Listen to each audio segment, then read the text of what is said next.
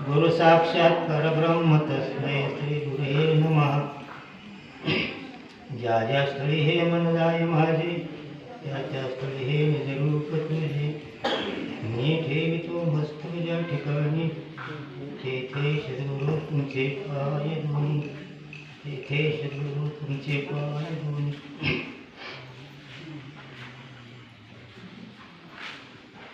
सद्गुरु सारखा असता पाठी राखा, इतराचा लेखा कोण करी. राजयाची कांता काय भीक मागे, मनाची या जोगी सिद्धी पावे. कल्पतरू तळवटी जो कोणी बैसला, काय होणे त्याशी सांग जोशी. ज्ञानदेव म्हणे तरलो तरलो, मी आत्ता उद्धारलो गुरुकृपे. ह्या ठिकाणी दुसऱ्या वर्षाचा दुसरंच आहे ना, दुसऱ्या वर्षा मी आलो होतो गेल्या वर्षी. दुसऱ्या वर्षाचा हा मेळावा आहे आणि गेल्या वर्षी सांगितलं होतं त्याप्रमाणे बरेचसे काही मंडळी या ठिकाणी उपस्थित झाली आणि कार्यक्रमाला खूप शोभा तसं पाहिलं तर या ठिकाणी आले होते. ज्याच्या त्याच्या कर्माप्रमाणे काही मंडळीला काही कार्यक्रमासाठी जावं लागले, काही निघून गेले आणि काही या ठिकाणी आहेत परंतु सावलीला पडलेत.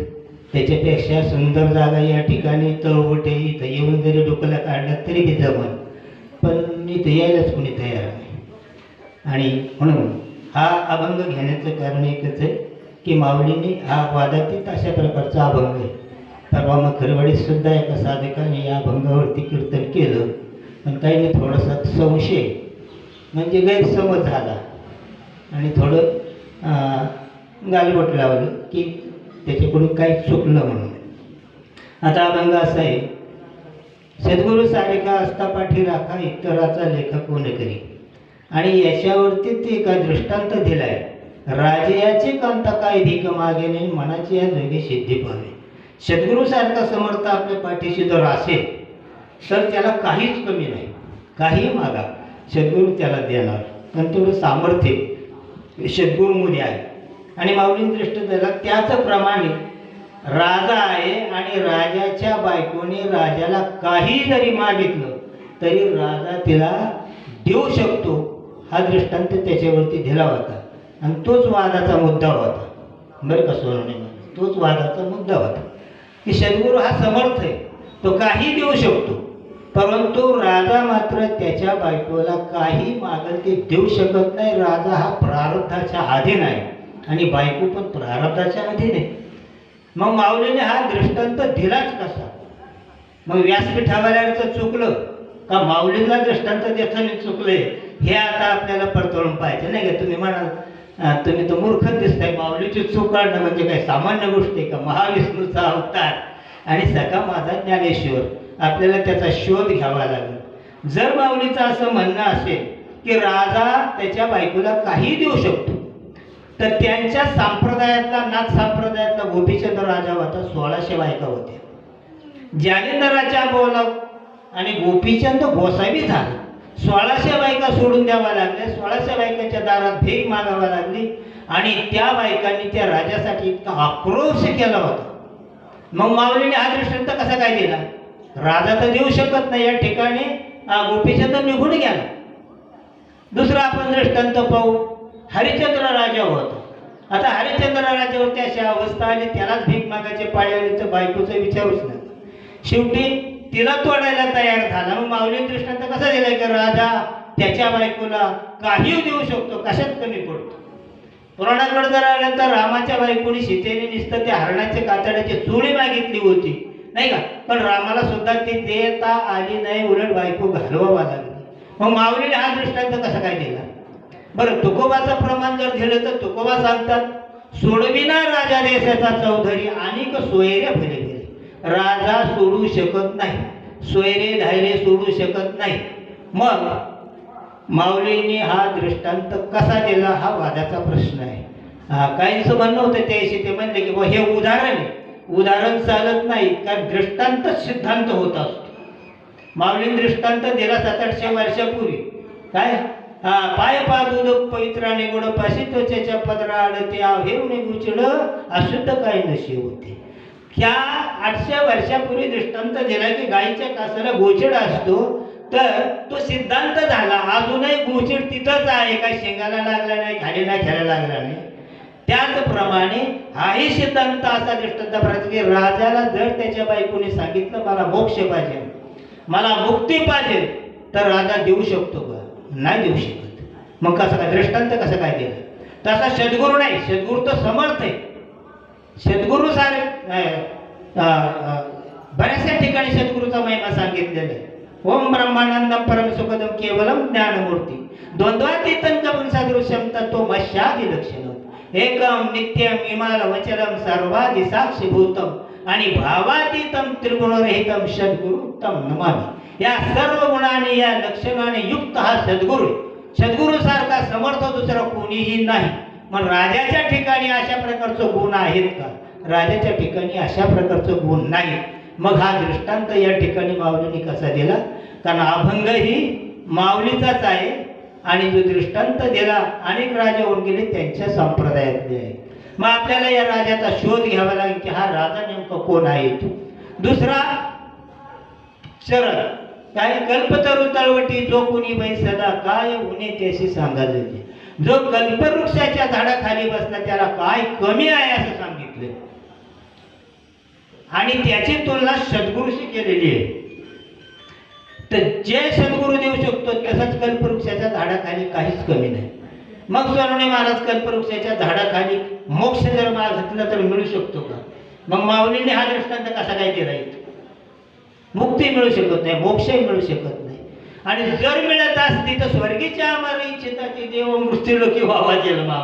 स्वर्गामध्ये कल्पवृक्ष आहेत आणि त्या कल्पवृक्षाच्या झाडाखाली तिथले देव इंद्र जर बसले असते तर त्यांना मोक्ष मिळाला असता. तर मग हे स्वर्गातले देव या मृत्यूलोकामध्ये कशासाठी आले होते? म्हणतात काल्याच्या टायमाला मासे होऊन आले होते, हा काल्याचा प्रसाद मिळवला. मग तिथं झाडाखाली म्हणायचं होतं ना कल्पवृक्षाच्या, आम्हाला काला मिळू दे म्हणून. त्या ठिकाणी मोक्ष मिळाला असता, कालाही मिळाला असता. परंतु त्या झाडाखाली हे मिळू शकत नाही. तुमच्या भौतिक गोष्टी ज्या आहेत ह्या कदाचित मिळत असतील. अनेकदा त्यांनी इंद्रावर स्वारी केली, त्यावेळेस इंद्राला नागशीत पळून यावं लागलं ना. क्षीरसागरामध्ये महाविष्णूला शरण गेला, त्यापेक्षा झाडाखाली बसायचं होतं ना. तिथं हे सगळे राक्षस जळून जाऊ दे, तिथं जळाले असते, मेले असते, विषय संपला असते. तसं त्या झाडाखाली होऊ शकत नाही. मग अशा प्रकारचा दृष्टांत या ठिकाणी माऊलीने दिला कसा? हा प्रश्न मूळ वादाचा आहे नाही का? तर त्याच्याविषयी आपल्याला आता शोध घ्यायचा. अर्थ लोपाला पुराणे नाश केला शब्दज्ञाने. त्याचा जो अर्थ आहे त्याच शास्त्रामध्ये लोप पावलेला प्रत्येक अभंगामध्ये, याच नाही काय, याच अभंगामध्ये नाही, अनेक अभंगामध्ये खरा जो अर्थ आहे त्या अभंगामध्ये त्या ज्ञानोबाच्या ओळीमध्ये लोप पावलेला आहे आणि त्याची चिरफाड करून आपल्याला तिथपर्यंत पोहोचणं गरजेचं आहे. तर माऊलींचा चुकलं नाही, माऊलींचा बरोबरच आहे, पण माऊलीचा राजा दुसरा आहे हा मुळात त्या ठिकाणी प्रश्न आहे. मग कोणता राजा आहे माऊलीचा? त्या राजाचा आपल्याला शोध घ्यावा लागेल. तो राजा म्हणजे गुरु हा संत कुळीचा राजा, गुरु हा प्राण विसावा माझा, गुरुविन देव नाही तुझा पाहता त्रिलोकी.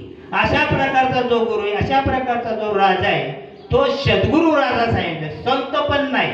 सद्गुरु राजा जो माऊलीचा आहे त्या सामर्थ्य त्या राजामध्ये अशा प्रकारचं आहे. त्या राजाकडे मात्र मोक्ष मागितला तरी मिळतो आणि मुक्ती मागितली तरी बी मिळते. आणि कांता या शब्दाचा अर्थ कांता म्हणजे वासना. ती जर सद्गुरूकडे जर गेली तर संत चरणाला लागता सहज आणि वासनेचे बीज जळून निघाले. त्या वासनेचा जळून त्याचे बीज खाक होते, पुन्हा ते जन्माला येऊ शकत नाही. आणि अशा प्रकारचा हा राजा आहे. अजून जर त्याचा पुरावा पाहिजे असेल तर 17व्या अध्यायामध्ये आलेले सर्व मंत्राचा राजा प्रणव आदिवर्ण भुजा तत्कारू दुजा आणि तिजा सत्कारू एवं वम तत्सदाकारू हे ब्रह्मनाम त्रिप्रकारू. साऱ्या मंत्राचा राजा हे ब्रह्मनाम आहे आणि तो खरा राजा आहे आणि तो राजा तुम्हा आम्हाला सुद्धा आपल्यापर्यंत आलेला आहे. आणि माऊलीला या राजाविषयी सांगायचे आणि म्हणून तो राजा जो आहे त्या राजाविषयी काहीच सांगायचं नाही. परंतु या व्यासपीठावरून तो अभंग असा वळवला आणि लौकिक अर्थाने नाही का वाच्या अर्थाने सांगितला गेला म्हणून घोटाळा झाला. आता आपण कल्पतरूच्या झाडाकडे येऊ. तर कल्पवृक्ष जर त्या ठिकाणी तो सिद्ध केला आपण की कल्पवृक्ष काहीच देऊ शकत नाही, आणि मग सद्गुरूच्या तुलनेमध्ये माऊलींनी हा जो कल्पवृक्ष हा बसवला कसा. मग आपल्याला कल्पवृक्ष पाहिले पाहिजे. तोच कल्पवृक्षाच्या काही जाती आहेत, काही कलम आहेत, किंवा माऊलीचा कल्पवृक्ष दुसरा आहे हे आपण पाहिलं पाहिजे, नाही का. कल्पवृक्ष माऊलीचा तो नाही, माऊलीचा कल्पवृक्ष दुसरा आहे, आणि तो कल्पवृक्ष पाहण्यासाठी आपल्याला पसायदानाकडे जावं लागेल. चला कल्पतरूचे आरव चेतना चिंतामणीचे गाव बोलते जे अर्णव पिविषयांचे. हा जो चालता बोलता जो काही कल्पवृक्ष आहे तो माऊलींचा चला म्हणजे चालणारा बोलणारा, आणि तो कल्पवृक्ष म्हणजे संत हाच कल्पवृक्ष आहे, दुसरा कोणीच नाही. आणि तो कल्पवृक्ष चालता बोलता आहे.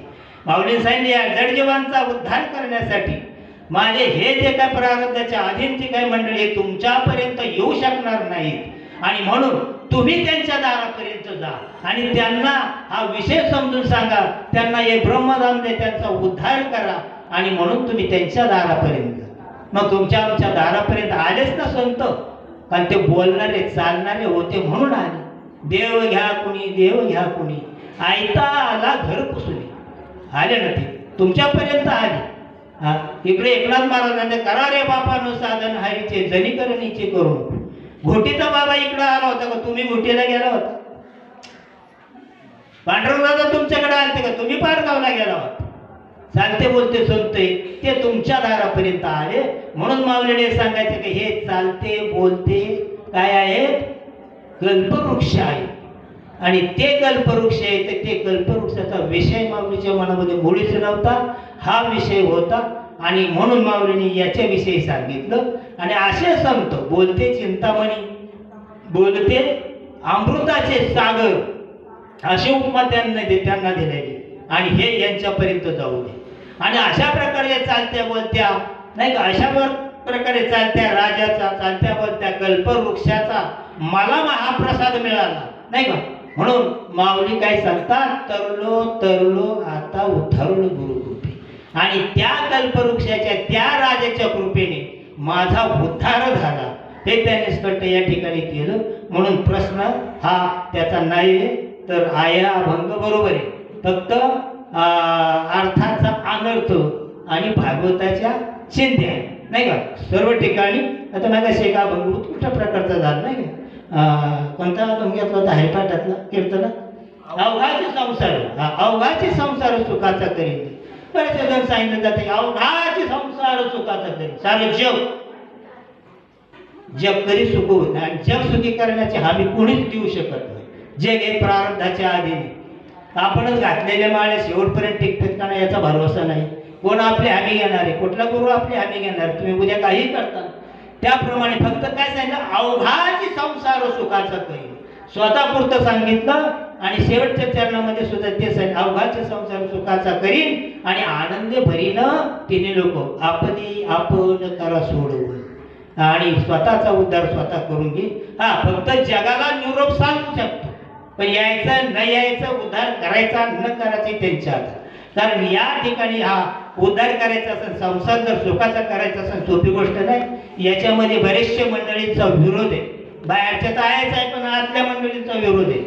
आज जवळजवळ 52 मंडळी याच्यामध्ये आहेत, आणि या 52 जणांचा विकार नाही, 52 शब्द आजच ऐकलेला असेल, परंतु 52 हा शब्द शास्त्रामध्ये अनेक ठिकाणी आलेला आहे. हे याला जातं म्हणतात, जातं. हे याला खाली एक तळी, वर एक तळी, जीव आणि शिव, एक खुंटा आहे, एक त्याच्यावरती गोटा आहे, त्याच्यावर एक कुंचा आहे, नाही का. असं अशा प्रकारचं जातं असतं. त्यांना माहीत आहे, त्यांना तरी काय माहिती आहे, घरात जातं ठेवलं नाही ते काय माहीत राहणार आहे. आणि अशा प्रकारचं हे जे काय जातं आहे, आणि हे अनंत जन्मापासून फिरत फिरत फिरत फिरत या ठिकाणी आहे. अशा प्रकारचं जर हे कर्म योग्य असेल, त्यांचा जर बंदोबस्त केला, ते सद्गुरूच्या कृपेशिवाय होऊ शकत नाही. आणि म्हणून या ठिकाणी वेळ कमी आहे, बोलू का. तर हे जे काय जातं आहे ना, हे जातं अनंत जन्माचे, आज नाही, दुरोने आलो का, नाही का, लांबून फिरत फिरत फिरत फिरत फिरत या ठिकाणी आलेलं आहे. जुने पुराणे जाते गे फिरत आले दुरून, आणि येता जाता चौकानीचे दुःख भोगले दारून. पाच पंचक संकल्प विकल्प द्वैत आणि त्रिवित्तात्व त्रिगुण यांनी केला घात. आशा मनशा कल्पना इच्छा तृष्णा भ्रांते आणि चौदेहात शिरोनी या विषयाचे गीत गाती. काम क्रोध लोभ मद मोह मत्सर आणि हे सहा जण विध्वंसक जातेत शिरडे उंदीर. खेळ लटक्या मायेचा घडीमोडी क्षणात आणि लटकी या पुरात जग गेले वाहत. आयशे बावन जनाचे जगतीने निर्मिले आणि माझे जाते तयात ऋतूने वैसले. काही सुचू देत नाही. आणि अशा प्रकारचं हे जात आहे. हिशोब केला का पण 52 आहे का नाही. मी सांगतोय 52, तुम्ही म्हणतात मलाही मग कुणाला माहिती 52 आहेत का नाही, नाही का. पाच पंचक संकल्प विकल्प द्वैत. पंचक म्हणजे पाच पाचा, पाचा पाचा 25, पंचप्राण पंचविषय आणि पंच ज्ञानेंद्रिय पंच कर्मेंद्रिय पंच महाभूत असे 25 झाले. संकल्प आणि विकल्प 2, द्वैत मी आणि माझं 2, ते झाले 4, त्याचं झाले 29, नाही का. त्रिवित्ता त्रिगुण हे 6, 29 आणि 6 35. आणि खाली सांगितलं आशा मनशा कल्पना इच्छा तृष्णा भ्रांती आणि चौदेहात शिरोनी या विषयांचे गीत गाती. 6 वृत्ती, 4 देह किती झाले, 6 4 10, 35 आणि 10 45. काम क्रोध लोभ मद मोह मत्सर आणि हे 6 जण विध्वंसक जात्यात शिरडे उंदीर. हे 6 किती झाले. आता थोडं राहिले, सांगा की 51 झाले. एक कुठेतरी राहिले. खेळ लटक्या मायेचा घडीमोडी क्षणात आणि 52 माया आहे. अशा 52 जणांचा हा खेळ आहे आणि तो यामध्ये आहे. आणि हा जर अवघा संसार सुखाचा करायचा असेल तर यांचं वाटोळं करावं लागेल. आणि याच्यात हे जातं अडकलेलं आहे. यातून सोडविता नाही सद्गुरु वाचोनी आणि शरण जाते विठ्ठलाला काया वाच्या मनाने. जाते ओढता ओढता अहंकार हल्ला फुलटा आणि श्रीपादाने विवेकाचा माथा मारला गोटा आणि श्रीपादाने प्रबोधाचा माथा मारला गोटा. तरी सुद्धा आणतंय कधी कधी. 4 2 येड्याला 4 2 येड्याला ठोकावा झाला नाही का. तास साड पाहिजे ते साडवायचो म्हणतात हाडावाला तेव्हा जागे. आणि अशा प्रकारचा हा गोटा आणि त्या खुंटा अहंकाराचा जाम बसवल्याच्या नंतर ताळमेळ बसला जातो. दळ ऐसे दळण दळिता पाळी परले आसार पिटो आणि ज्ञानकुंचाने बरोनिया टाकीले काठवटीत. आता मात्र सुंदर झाले जाते गे फिरते गरगरा म्हणून मानकरीला आले बरं का. आताशी फिरायला लागले नीटनीटकं. आता बाहेरचा आधार बिजार आहे त्याला काय कोण करणारे म्हणायचं. आणि अशा प्रकारे हे जे काय जुनं जात आहे ना आणि या जातीतून आपल्याला बाहेर पडायचे, याच्यातून सुटायचे. आणि म्हणून त्याच्यात माऊलींनी सांगितलं सद्गुरू सारखा असता पाठीराख आणि इतराचा लेखा कोण करी. असो याप्रमाणे आता ऊस गोड लागला म्हणून नाही का. आता नाही त्याने टकटक केलं, शेवटी कोर्ट येते. त्याच आवाज आल्या आपल्या मनानेच आपण बंद केलं ना आधी केलं तर चांगलीच गोष्ट आहे. आणि म्हणून झालेली सेवा श्रीपाद बाबा रामदास बाबा यांच्या चरणावर अर्पण करतो. पांडुरंग यांच्या चरणावरती अर्पण करून या ठिकाणी सेवेला पूर्ण